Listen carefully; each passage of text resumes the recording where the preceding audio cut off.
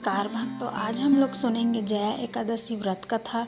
अगर मेरा वीडियो पसंद आता है तो मेरे चैनल को सब्सक्राइब कीजिएगा और कमेंट में जय श्री नारायण जरूर लिखिए। चार देवताओं के राजा इंद्रलोक में थे। चारों ओर किसी उत्सव के समान वातावरण था। गंधर्व गायन कर रहे थे तथा गंधर्व कन्याएं नृत्य कर रही थी। वही पुष्पवती नामक गंधर्व कन्या ने माल्यवन नामक गंधर्व को देखा तथा उस पर आसक्त होकर अपने हाव भाव से उसे रिझाने का प्रयास करने लगी। माल्यवान भी उस गंधर्व कन्या पर आसक्त होकर अपने गायन का सुर ताल भूल गया। सभा में उपस्थित देवगणों को यह अत्यंत अनुचित लगा।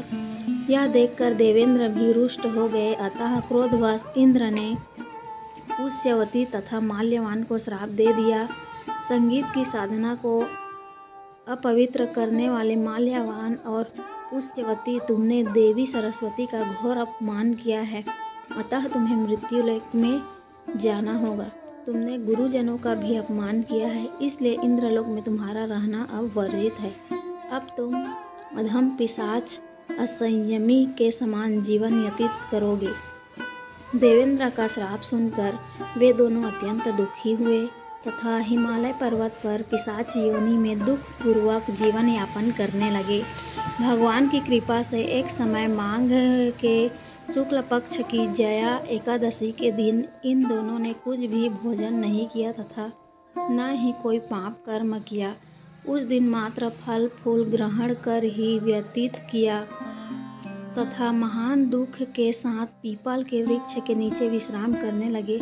उस दिन सूर्य भगवान अस्ताचल को जा रहे थे। वह रात्रि इन दोनों ने एक दूसरे से सटकर बड़ी कठिनता से व्यतीत की। दूसरे दिन प्रातः काल होते ही प्रभु की कृपा से इनकी पिशाच योनि से मुक्ति हो गई तथा दोनों स्वर्ग लोक को चले गए।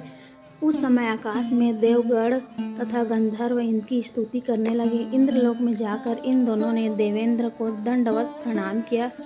देवेंद्र को भी उन्हें उनके वास्तविक रूप में देखकर महान विस्मय हुआ तथा उन्होंने पूछा, तुम्हें पिशाच योनि से किस प्रकार मुक्ति मिली, उसका संपूर्ण वृत्तांत मुझे बताओ। देवेंद्र की बात सुनकर माल्यवान ने कहा, देवताओं के राजा इंद्र, श्री हरि की कृपा तथा जया एकादशी के व्रत के पुण्य से हमें पिशाच योनि से मुक्ति प्राप्त। इंद्र ने कहा, एकादशी व्रत करने से तथा भगवान श्री हरि की कृपा से तुम लोग पिशाच योनि को त्याग कर पवित्र हो गए हो, इसलिए हमारे लिए भी वंदनीय हो।